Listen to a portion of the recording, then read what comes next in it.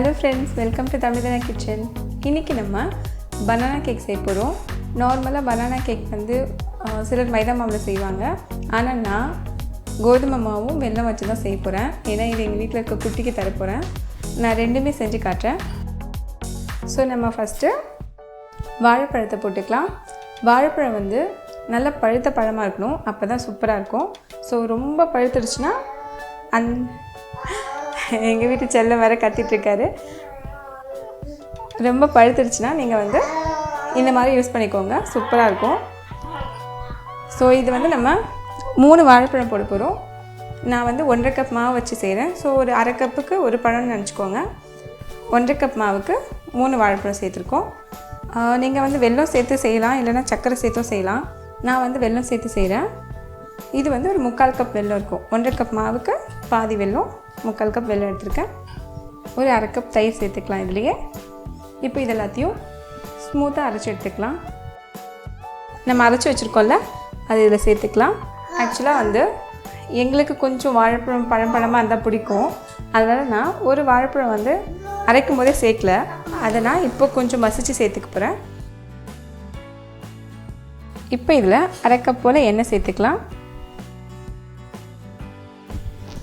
இது எல்லாத்தையும் நல்லா mix பண்ணிக்கலாம். இது வந்து 1.5 கப் கோதுமை மாவு.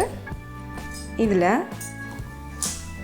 ஒரு 1 டீஸ்பூன் அளவுக்கு பேக்கிங் பவுடர் சேர்த்துக்கலாம். ஒரு 1/2 டீஸ்பூன் பேக்கிங் சோடா சேர்த்துக்கலாம். ஒரு 1/4 டீஸ்பூன் போல salt.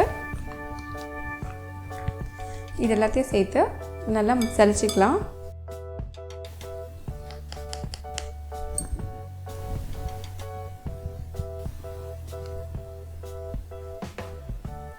இதுல நீங்க விருப்பப்பட்டீனா ஒரு டேபிள் ஸ்பூன் அளவுக்கு corn flour கூட சேர்த்துக்கோங்க. நல்லா இருக்கும். இப்போ இத நல்லா mix பண்ணிக்கலாம். உங்களுக்கு வேணும்னா கொஞ்சமா வெனிலா எசன்ஸோ இல்லனா banana எசன்ஸோ சேர்த்துக்கலாம். நான் இதோ சேர்க்காம நார்மலா செஞ்சிருக்கேன். ஒருவேளை உங்களுக்கு கொஞ்சம் திக்கா இருக்க மாதிரி இருந்துச்சுனா கொஞ்சமா பால் சேர்த்துக்கோங்க. பால் சேர்த்து இந்த மாதிரி கலந்துக்கோங்க. இப்போ பாத்தீங்கன்னா நான் இதல திராட்சை சேர்க்க போறேன். உங்களுக்கு வேணும்னா நீங்க choco chips கூட சேர்த்துக்கலாம். நான் திராட்சை சேர்த்து செய்றேன். திராட்சையோட அளவு பாத்தீங்கன்னா உங்களோட விருப்பம் தான். உங்களுக்கு நிறைய வேணும்னா நிறைய சேர்த்துக்கோங்க. 1/4 இருந்து 1/2 கப் அளவுக்கு சேர்த்துக்கோங்க.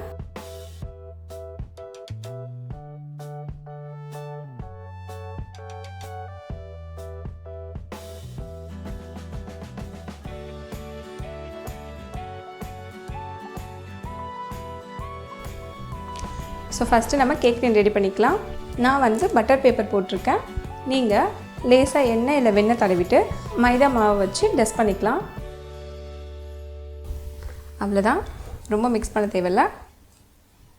ஓகே, இப்போ இதை நம்ம இந்த பேனுக்கு மாற்றிடலாம்.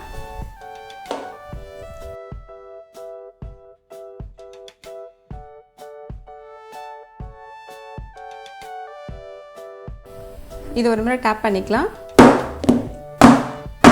ஓகே, இதுக்கு மேலே கொஞ்சமா திராட்சை சேர்த்துக்கலாம்.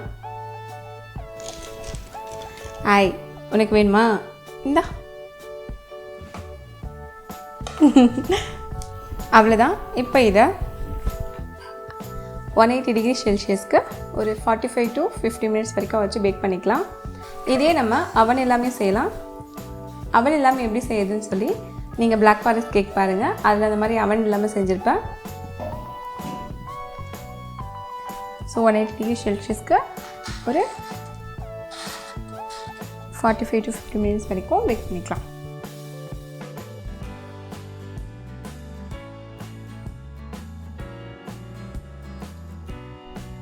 இப்போது வெந்துருச்சான்னு சொல்லி ஒரு குச்சியோ இல்லாட்டி கத்தியோ விட்டு பாருங்கள். ஒட்டாமல் வந்துச்சுன்னா வெந்துருச்சுன்னு அர்த்தம். அவ்வளோதான், நல்லா வெந்துருச்சு. இப்போ கொஞ்ச நேரம் அப்படியே விட்டுடலாம். அதுக்கப்புறம் நம்ம அன்மோல் பண்ணலாம். நம்ம இதை அன்மோல் பண்ணிடலாம்.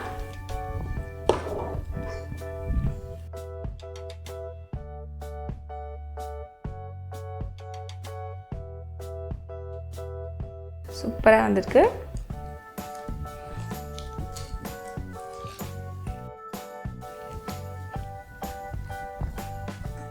சூப்பர் சாஃப்டாக இருக்குது.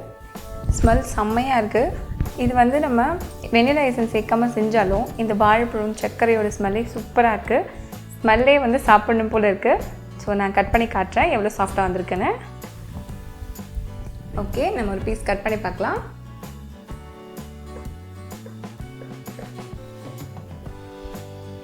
இது ஆக்சுவலாக இன்னும் சூடாகவே இருக்குது. எங்களுக்கு இப்போவே சாப்பிடணும் போல் இருக்குது. சூப்பராக ஸ்மெல் வருது. கொஞ்ச நேரம் ஆறின பிறகு கட் பண்ணுங்கள், அப்போ தான் பர்ஃபெக்டாக இருக்கும்.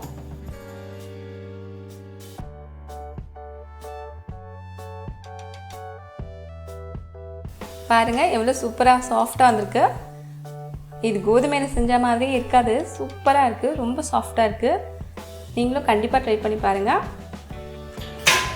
ஸோ ஃபஸ்ட்டு பனானாஸை இது வந்து நம்ம மைதா மாவு வச்சு செய்ய போகிறோம். இது இன்னும் கொஞ்சம் சூப்பராக சாஃப்டாக இருக்கும். ஸோ இப்போது இதை ஒரு 1/2 கப் சர்க்கரை சேர்த்துக்கலாம்.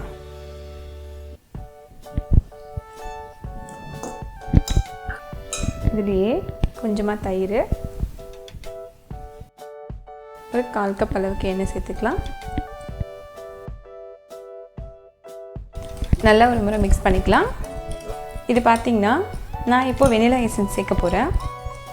கொஞ்சமாக வெனிலா எசன்ஸ் சேர்க்கும்போது அதோட ஃப்ளேவர் இன்னும் கொஞ்சம் நல்லாயிருக்கும்.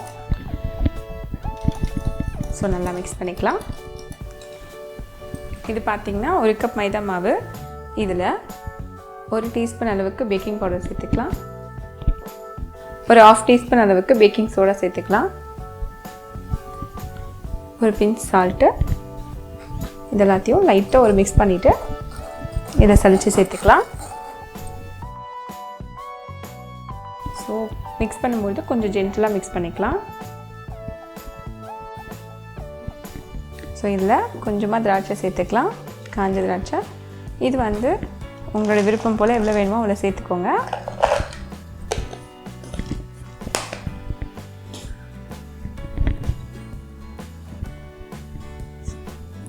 ரொம்ப ஓவராக மிக்ஸ் பண்ணக்கூடாது. நீங்கள் பார்த்தீங்கன்னா நம்ம கோதுமை மாவில் செஞ்சதுக்கும் இதுக்கும் பெருசாக டிஃப்ரென்ஸ் எதுவுமே இல்லை. இது வந்து மைதா மாவில் செஞ்சுருக்கோம், ப்ளஸ் சர்க்கரையை ஆட் பண்ணியிருக்கோம். அப்புறம் கொஞ்சமாக வெனிலா எசன்ஸ் போட்டிருக்கேன் ஃப்ளேவருக்காக. ரெண்டுமே வந்து டேஸ்ட்டு சூப்பராக இருக்கும். கோதுமை மாவும் வந்து ரொம்ப நல்லா சாஃப்டாக நல்லா தான் இருக்கும். அது இல்லாமல் ஹெல்த் வைஸ் பார்த்திங்கன்னா குழந்தைங்களுக்கு நீங்கள் தாராளமாக கொடுக்கலாம். நிறைய பேர் மைதாலாம் கொடுக்க மாட்டீங்க. கோதுமை மாவில் செய்யறதால நீங்கள் தாராளமாக குழந்தைங்களுக்கு கொடுக்கலாம்.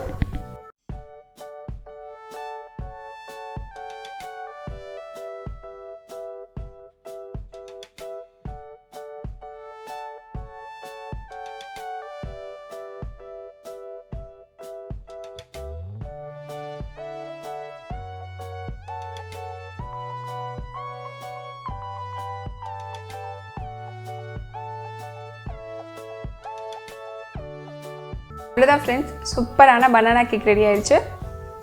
இது நீங்களும் உங்கள் வீட்டில் ட்ரை பண்ணி பாருங்கள். எப்படி வந்துச்சுன்னு கமெண்ட்டில் சொல்லுங்கள். இந்த வீடியோ உங்களுக்கு பிடிச்சிருந்துச்சுன்னா லைக் பண்ணுங்கள், ஷேர் பண்ணுங்கள். உங்கள் ரெசிபியோட ஃபோட்டோஸை எங்களுக்கு இன்ஸ்டாகிராமில் ஷேர் பண்ணுங்கள். இன்னொரு சூப்பரான ரெசிபியோட உங்களை நெக்ஸ்ட் வீடியோவில் மீட் பண்ணுறோம். தேங்க்ஸ் ஃபார் வாட்சிங்.